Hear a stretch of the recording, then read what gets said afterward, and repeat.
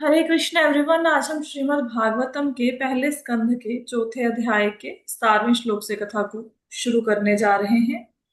इस अध्याय में आपने अब तक क्या पढ़ा? इस अध्याय में आपने पढ़ा कि सूत गोस्वामी जी से शौनक मुनि ने कुछ प्रश्नों को पूछा। शौनक मुनि कौन है?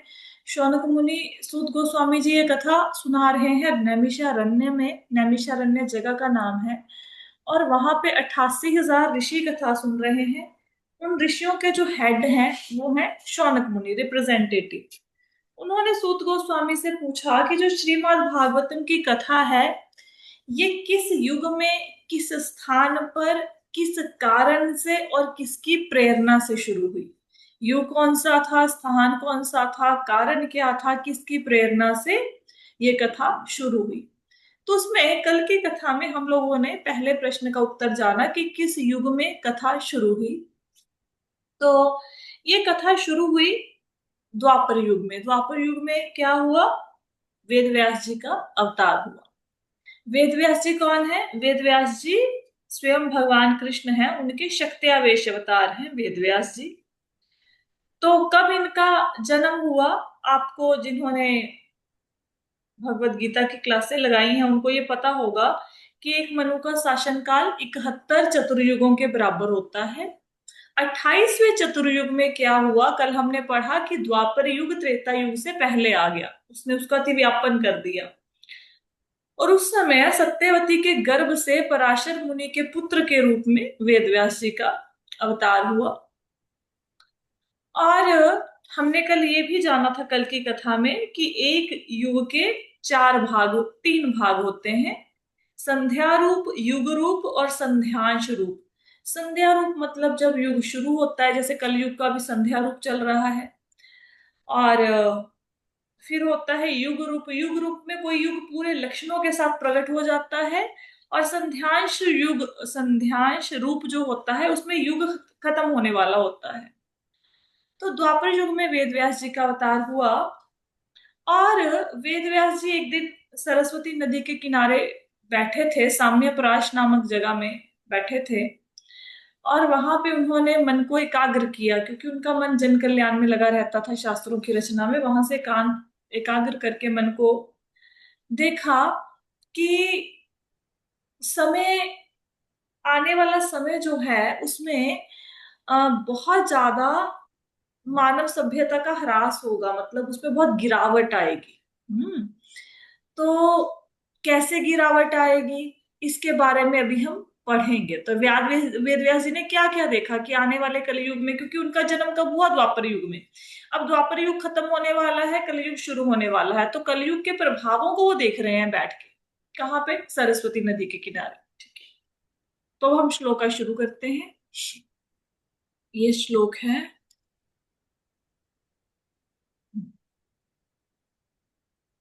भौतिकानां च भावानां शक्तिहरासं च तत्कृतम् अश्रद्धधानानि सत्त्वान् धूर्मेधान् हरसि तायुषः दुर्भागांश्च जनाना वीक्ष्य मुनिर्दिव्येन चक्षुषा सर्ववर्ण शमानां यद् यद्यो हितम मोद्रिक।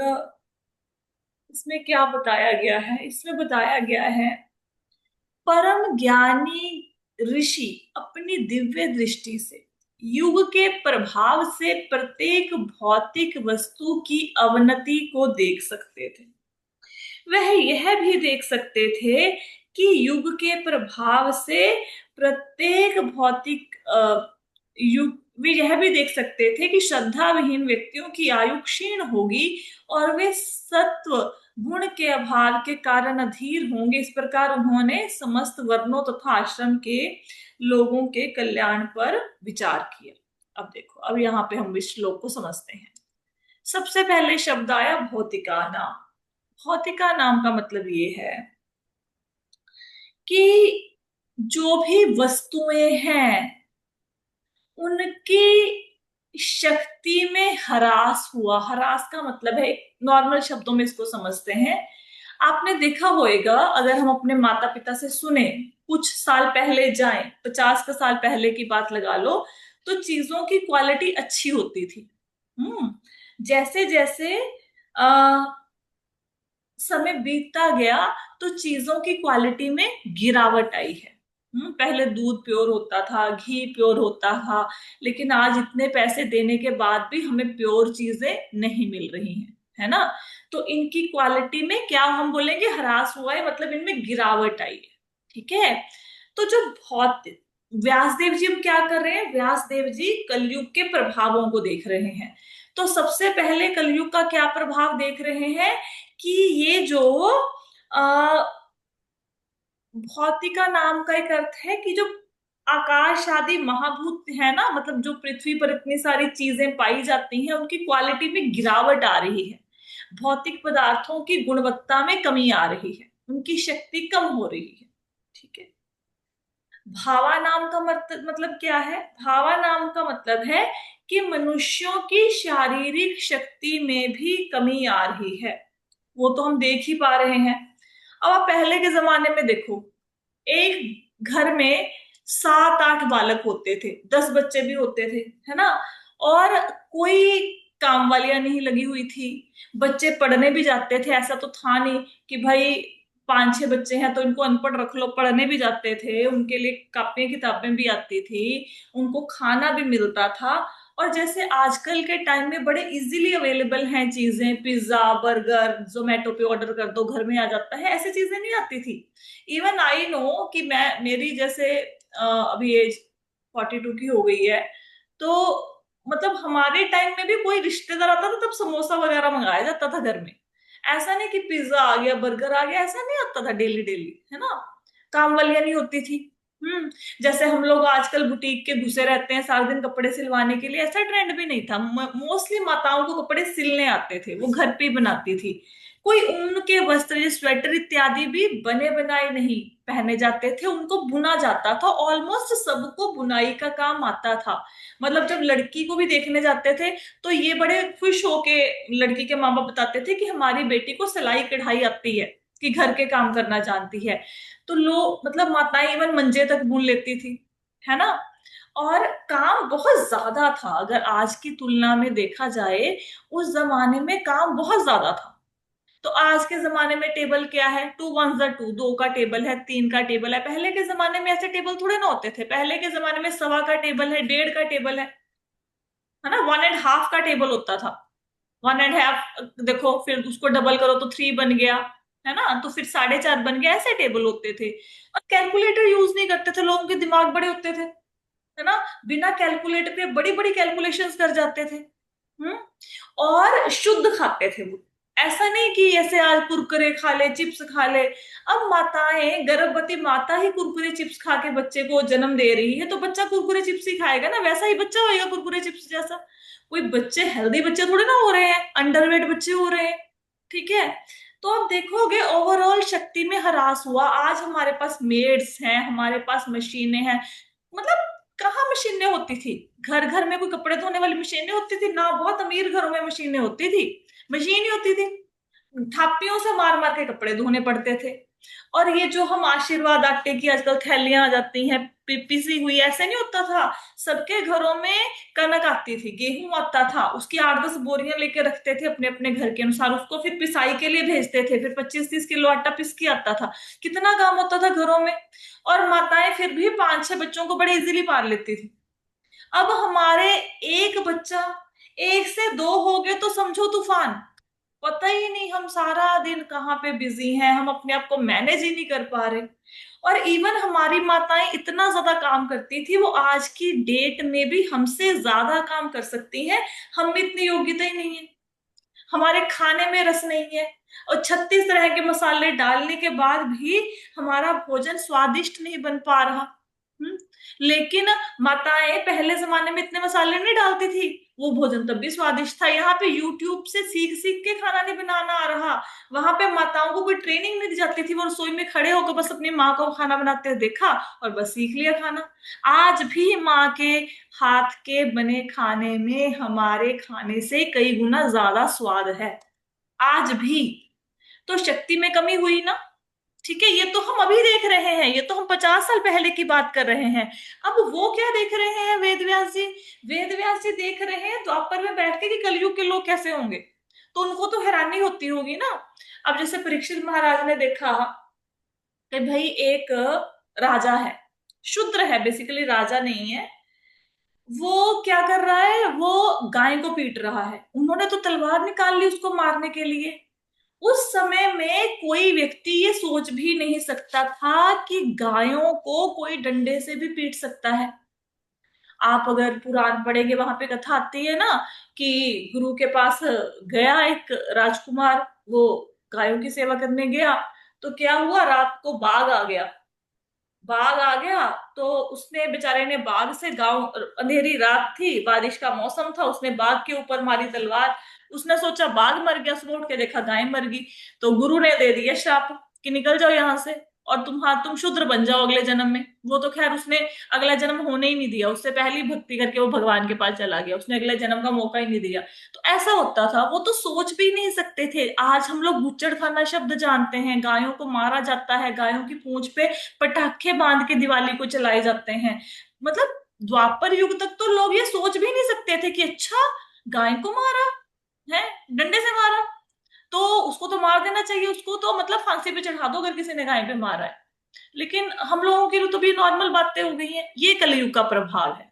ये देखा उन्होंने, वेद व्यास जी ने द्वापर युग में बैठ के कलयुग के प्रभावों को देखा कि चीजों की, पदार्थ की गुणवत्ता में भी कमी आ रही है, और जो इंसानों की शक्ति है, भावानाम मतलब इंसानों की शक्ति में भी कमी आ रही है।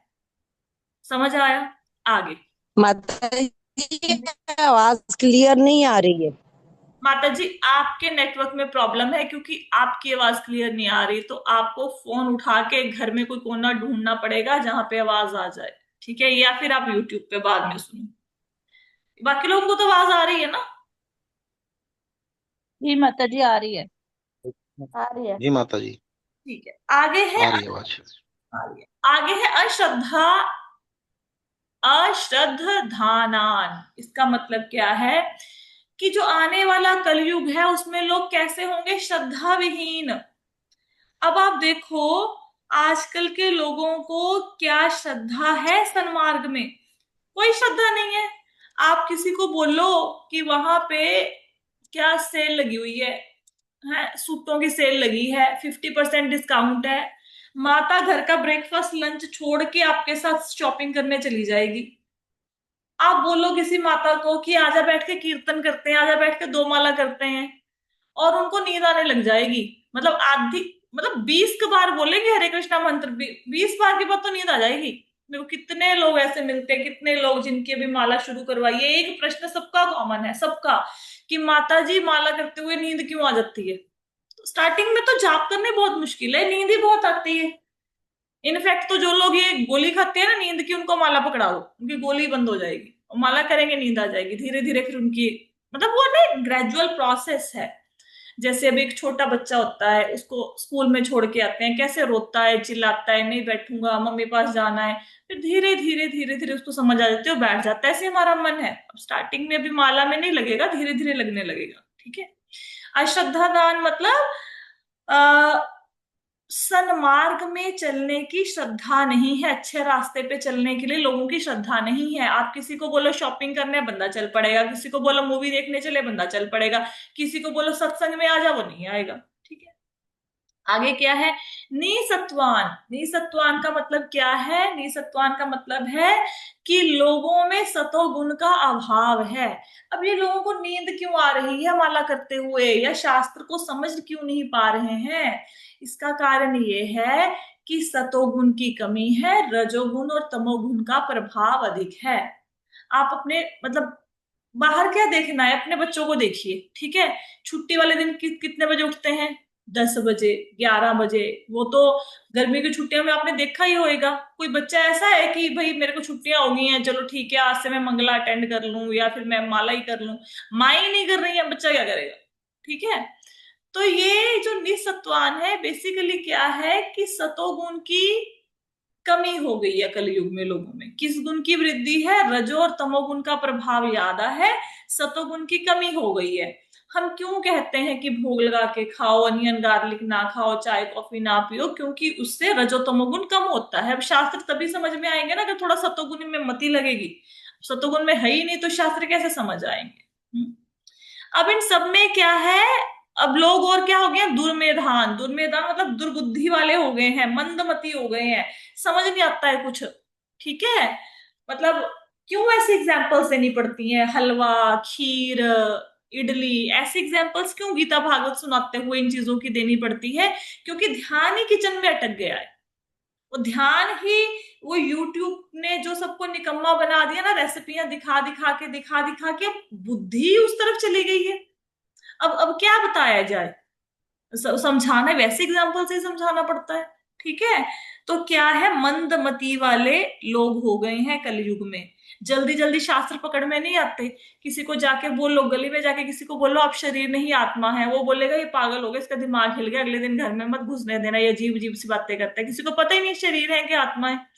आप लोगों को भगवत गीता भागवतम पढ़ते हुए इतने दिन हो गए हैं, तो आपको ये बातें इजी लगती है जो मैं बताती हूँ कि हाँ ये तो पता है हमें। लेकिन आप किसी से बाहर जाके बात तो करके देखो कि आप कौन है। किसी को पता ही नहीं, जीवन का लक्ष्य क्या है पता ही नहीं, कुछ नहीं पता। ठीक है, दुर्मेदान का मतलब क्या हो गया? वे दुर्बुद्धि वाले हैं। ठीक है, और क्या हो गया है? हरिस्ता हरसी तायुषः, मतलब अल्पायु हो गए हैं। कैसी आयु है? जीवन की अवधि क्या है? बहुत कम हो गई है, जीवन ही नहीं बचा। और हम लोग तो इतने बुद्धू हैं कि पता है, कितनी बार तो समझा दिया। सतयुग में आयु थी 1 लाख, त्रेता में 10,000, द्वापर में 1,000 साल, कलयुग में 100 साल। 100 साल भी कोई नहीं पहुंचता। हमें ये सारी बातें पता हैं, फिर भी हम टाइम वेस्ट करते हैं, फिर भी हम चैंटिंग नहीं करते, फिर भी हम शास्त्रों को नहीं पढ़ते। तो ये हमें पता होने के बावजूद हम गलतियां करते हैं कि हमारे जीवन की अवधि कम है। तो कलयुग में क्या हो गई है, जीवन की अवधि बहुत कम है। अब देखो, जैसे पुराने समय में क्या था, जैसे परचेता थे।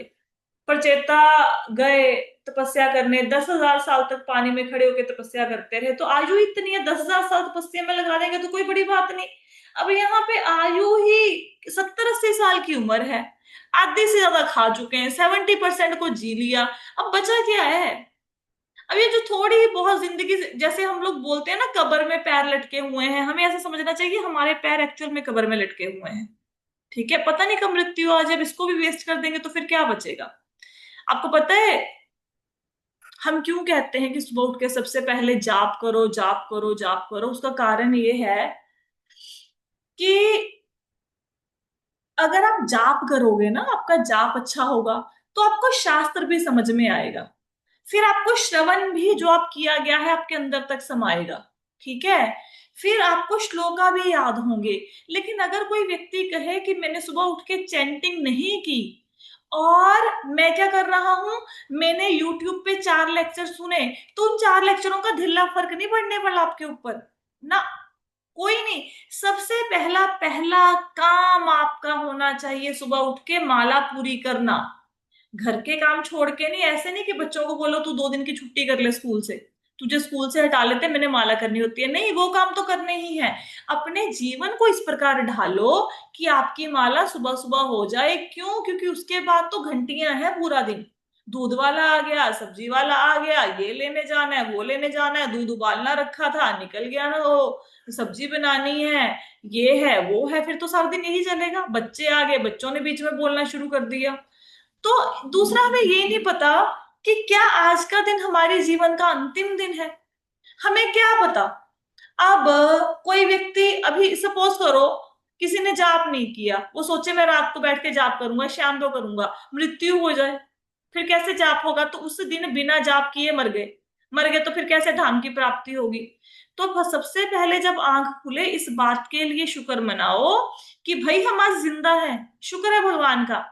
क्योंकि आज जिंदा है तो जिंदा है तो क्या करना है, तो जाप करना है सबसे पहले, दैट्स इट, राइट? वैसे तो सुबह उठने का ना एक तरीका होता है। जिन लोगों को ऐसा लगता है कि हमारे पास अबंडेंस की कमी है, फाइनेंशियल कंडीशन बहुत बुरी है, you want to improve your financial condition, उसका एक बहुत इजी तरीका है। इजी तरीका यह है कि सुबह उठते ही ना आप 10 चीजों के लिए भगवान का धन्यवाद करें। किन चीजों के लिए करोगे? आप सुबह उठते ही सबसे पहले तो इस बात के लिए धन्यवाद करें कि आज मैं जिंदा हूं, आज का दिन भगवान ने मुझे बख्शा है। फिर आप इस बात के लिए धन्यवाद करें कि मेरे आसपास के लोग जिंदा हैं, मेरे माता पिता जिंदा हैं, किसी रिश्तेदारी से कोई खबर नहीं आई किसी के मरने की, मतलब मेरे आसपास के मेरा फ्रेंड सर्कल सबके सब जिंदा हैं आज। आज का दिन भगवान ने हमें दिया, ठीक है। फिर आप किस बात के लिए धन्यवाद करेंगे? वैसे तो हजारों बातें हैं। फिर धन्यवाद करो कि जब आप उठे, हम्म, तो आप एक बिस्तर से उठे, आपके नीचे गद्दा बिछा हुआ था। आपको पता है कितने ऐसे लोग हैं जिनके नसीब में गद्दा नहीं है? धरती पे सोते हैं, मतलब बिल्कुल गंदगी में बच्चे सोते हैं, कूड़े के ढेर पे बच्चे सोते हैं, छोटे छोटे बच्चों को कूड़े के ढेर पे फेंक के चले जाते हैं लोग। आपके पास गद्दा है, ठीक है। फिर आप उठे, फिर किस बात के लिए धन्यवाद करो? आपके सिर पे एसी चल रहा है भाई, पंखा चल रहा है। कितने लोग ऐसे हैं जिनको पंखा नसीब होता है, हवा नसीब होती है। हम्म फिर फिर आपने जमीन पर पैर रखा, तो आप देखो सबसे पहले ये जमीन पर पैर रखना अपराध है एक ढंग से। धरती कौन है? धरती क्या लगती है हमारी, बताओ? माँ। माँ। धरती माँ। मैं माँ के ऊपर पैर रखने जा रहे हैं सबसे पहले हम, आप देखो, है ना। तो सबसे पहले धरती माँ को प्रणाम करो। समुद्र वसने देवी पर्वत स्थन मंडिले, हाँ, विष्णु पत्नी नमस्तुभ्यम पाद स्पर्शम, क्या होता है आगे? क्षमस्व में ऐसा कुछ श्लोका होता है, मैं बच्चों को सिखाती होती हूँ। तो अगर आपको ये श्लोका नहीं भी आता, आप धरती माँ से बोलो कि धरती माँ आप भगवान विष्णु की पत्नी है, भूदेवी है ना उनकी पत्नी, कि मैं पर्वत आपके स्तनों के समान है, देखो कि मैं आपके वक्षस्थल के ऊपर पैर रखने जा रहा हूं, मुझे क्षमा कीजिए धरती माँ। पैर रख रहे हैं आपके ऊपर, ठीक है। प्रणाम कीजिए धरती को, माथे से लगाइए। फिर आप अपने दोनों हाथों को देखो, ठीक है। और अपने आपके हाथों में ही भगवान के दर्शन करने हैं, दोनों हाथों को जोड़ के, है ना। करागरे वसते लक्ष्मी, कर मध्य सरस्वती, कर मूले तू गोविंद। तो ये वाला श्लोक बोल के बच्चों को सिखाओ, अपने बच्चों को ये श्लोक। तो फिर हाथों को ऐसे देखो, क्षमा मांगी पृथ्वी माता से, हाथों में भगवान के दर्शन किए। फिर जाओ, फिर वॉशरूम में गए। आप सोचो, आपने टैप खोली, उसमें पानी आ रहा है। You know how lucky you people are. कभी देखा है राजस्थान में? आप सोच भी सकते हो कि आपने टूटी होगी वहां पे पानी आएगा? उठते सार सबसे पहले घड़े उठाओ चार सिर पे और जाओ कहीं पे दूर किलोमीटर जाके वहां से पानी भर के लेके आओ। पानी है टैप में, अरे हाउ लकी यू आर, है ना। पानी, पानी के लिए धन्यवाद करो फिर भगवान का, है ना। आप नहाने गए, खुला डुला पानी मिल गया। आपको पता पंजाब में कितनी पानी के abundance है हमारे। अब जब भी टूटी खोलो पानी मिल जाता है। कितने ऐसे लोग हैं। अब महाराष्ट्र में जाके देखो, चौल में पानी नहीं है, लाइनें लगी हुई है नहाने के लिए। और आपका अपना पर्सनल बाथरूम है जहां पे आप नहा रहे हो, आपका अपना। कितने लोगों के पास पर्सनल बाथरूम होता है? How lucky you people are. हर एक चीज को जिसको टच करो, आपने सुबह पैरों में बाथरूम चप्पल डाली, उसके लिए धन्यवाद करो। कितने लोगों को चप्पलें मिलती हैं? अब जाके देखो जरा मार्केट में, बच्चे नंगे पैर घूम रहे हैं भिखारियों के, तपती गर्मी में भीख मांगते हुए, 10 रुपए नहीं देता कोई। हर चीज के लिए धन्यवाद करो, हर चीज के लिए। आप सेफ्टी पिन भी अगर आपके हाथ में है, तो सेफ्टी पिन के लिए भगवान का वो करो गुणगान। कितनी महत्व है एक सेफ्टी पिन की। एक सेफ्टी पिन है जो पूरी की पूरी साड़ी को बांध के रखता है, चाहे आप 10 घंटे का फंक्शन अटेंड कर लो। और अगर साड़ी बांधनी हो, सेफ्टी पिन ना मिले, सोचो क्या बुरी हालत हो जाती है। हर एक चीज के लिए धन्यवाद करो। जो लोग अपने जीवन को ऐसे जिएंगे ना, जिनके जीवन में सिर्फ और सिर्फ थैंक्स रह जाएगा, उनके जीवन में धन संपत्ति की कोई कमी नहीं आएगी। दूसरा व्यक्ति पता क्या होता है? सुबह उठते ही, कल पति का इस बात से झगड़ा हुआ था, सास ने ये बोला है, घर छोटा है, फीस के पैसे नहीं है, क्या करना है आज, काम वाली आई नहीं है। सुबह उठते ही नेगेटिविटी से भरे हुए, मतलब दिमाग में गंदगी से भरे हुए। मुझे बचपन से लेके जवानी तक घर में कोई सम्मान नहीं मिला, मैं एक दबा कुचला व्यक्ति हूं, मुझे हर तरफ से दबाया जा रहा है, ऐसे गंदे विचारों के साथ जब आप सुबह उठोगे तो पूरे जीवन में क्या खाक आपके वो होएगी, प्रोग्रेस होएगी। पहले मतलब जीवन का एक इतनी सुहानी सुबह, इतनी प्रेरणादायक सुबह, उसकी ऐसी तैसी फेर ली, सारे बेड़गत कर लिया पूरे दिन का। तो अबंडेंस के साथ उठो, अबंडेंस के साथ। अरे कुछ नहीं मिलता तो कम से कम हवा के लिए धन्यवाद करो। फ्री की सांसें लिए जा रहे हैं, वेंटिलेटर पे पड़ेंगे ना जिस दिन 15 लाख का बिल बना, पता लग जाएगा भगवान ने क्या दिया है। हाँ, ठीक है, तो धन्यवाद के साथ उठो। जब भी उठो इतना ग्रेटिट्यूड होना चाहिए, इतना ज्यादा जीवन में ग्रेटिट्यूड होना चाहिए कि आपके जीवन में कमी महसूस ही ना हो। पहले ही भगवान ने कुछ सब कुछ दिया है। अच्छा, और नहीं कुछ दिख रहा तो कानों के लिए धन्यवाद कर दो। आप कथा सुन पा रहे हो, क्या बहरे लोग सुन पाएंगे? जुबान के लिए धन्यवाद करो, आप हरे कृष्ण महामंत्र गा सकते हो, क्या गूंगा गा पाएगा? आंखों के लिए धन्यवाद करो, आप कथा देख, श्लोक देख पा रहे हो भागवतम का। जीवन में इतने पुण्य कमाए कि भागवत के श्लोक के दर्शन हो जाएं, भागवत के हर एक शब्द में भगवान कृष्ण के दर्शन होते हैं। आंखों के लिए धन्यवाद करो, हर एक चीज के लिए धन्यवाद करो, फिर लगेगा जीवन में किसी चीज की कमी ही नहीं है। आप जिस चीज को देखना शुरू करोगे ना, जैसे देखना शुरू करोगे, आपके लिए चीजें वैसे ही बन जाएंगी, संसार वैसे ही बन जाएगा। अगर आप कमियां ढूंढनी शुरू करोगे रिश्तों में, तो यकीन मानिए, ना आपको पति अच्छा लगेगा, ना पत्नी, ना बहन, ना भाई, ना माँ, ना बाप, ना दोस्त, कोई अच्छा नहीं लगेगा। एक बार कमियां ढूंढनी शुरू कर दो, एक बार उनकी अच्छाइयां ढूंढनी शुरू कर दो, यकीन मानिए आपको दुश्मनों में भी ऐसे लगेगा कि दुश्मन भी बहुत अच्छे हैं मेरे। एक बार जीवन में कमी को देखना शुरू कर दो, आपको लगेगा मैं दुनिया का सबसे निर्बल असहाय व्यक्ति हूं। एक बार आप अबंडेंस को देखो, आपको लगेगा मैं दुनिया का सबसे अमीर हूं। तो देखने का नजरिया चेंज करो। भगवत गीता भागवतम हमारे दृष्टिकोण को चेंज करती है। राइट, आगे चलते हैं। आई होप सो कि श्लोका क्लियर हो गया होगा। मतलब मेरी मोस्टली कोशिश ये रहती है भागवतम और भगवत गीता की क्लास में कि हम जीवन को जीना सीख लें थोड़ा सा। भगवत गीता भागवतम तो सीखनी ही है, लेकिन साथ साथ अगर थोड़ा सा जीना आ जाएगा ना, तो फिर भक्ति में बहुत आसानी हो जाएगी। आगे चलते हैं। दुर्भागाश्च जनानान् वीक्ष्य मुनिर्दिव्येन चक्षुषा सर्ववर्णाश्रमाणां यदृद्यो हितम मोद्रिक।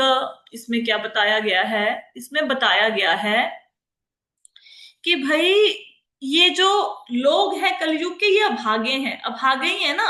देखो सब कुछ है, सबको पता है, हमारे ग्रुप में 160 मेंबर हैं, ठीक है, सबके पास फोन है, कथा का मैसेज भी आता है। कितने लोग हैं जो कथा अटेंड करते हैं? हार्डली 10-15, है ना। तो लोगों को पता ही नहीं कि कितना महत्व है भागवतम सुनने का, लोगों को पता ही नहीं कि एक बार कृष्ण कहने का कितना महत्व है, माला का कितना महत्व है। तो कैसे हुए कलयुग में? देखो, मनुष्य को भगवान की प्राप्ति सिर्फ नाम जाप से हो सकती है, और हम लोग नाम ही नहीं ले पा रहे, तो अभागे हुए कि ना हुए? ठीक है, देवता कहते हैं हम कलयुग में जन्म ले लें पृथ्वी पर, हम कहते हैं हम कलयुग में फंस गए हैं। तो कलयुग के लोगों को कैसे देखा वेद व्यास जी ने? अभागे, दुर्भागांश, ठीक है, जन सामान्य को देखा। फिर क्या हुआ? मुनि ने कैसा देखा? ऐसे सब कुछ कैसे देख लिया? दिव्य चक्षु होने के कारण। अब हमें तो नहीं पता ना, हमें बोलने की बताओ आज से 50 साल बाद क्या होगा, हम नहीं देख सकते। क्यों? क्योंकि हमारी दृष्टि तो आज की घटनाओं को ही देख सकती है, लेकिन मुनि के दिव्य चक्षु थे, वो आने वाले समय को देख सकते थे। तो मुनि ने क्या देखा? दिव्य चक्षुओं के द्वारा ये देखा कि कलयुग के लोग कितने अभागे हैं। ठीक है, फिर क्या किया? अब देख तो लिया कैसे हैं कलयुग के लोग। सर्व वर्ण आश्रमाणाम, मतलब सारे वर्ण और सारे आश्रमों का जिससे भला हो जाए, दध्यो हितम,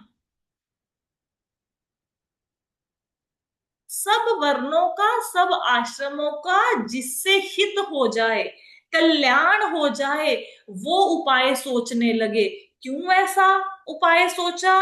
क्योंकि वो अमोघ दृक थे। अमोघ दृक का मतलब क्या है? कि वो सबके हितकारी थे, सत्य संकल्प थे। उनको जनता के कल्याण के विषय में सोचना था।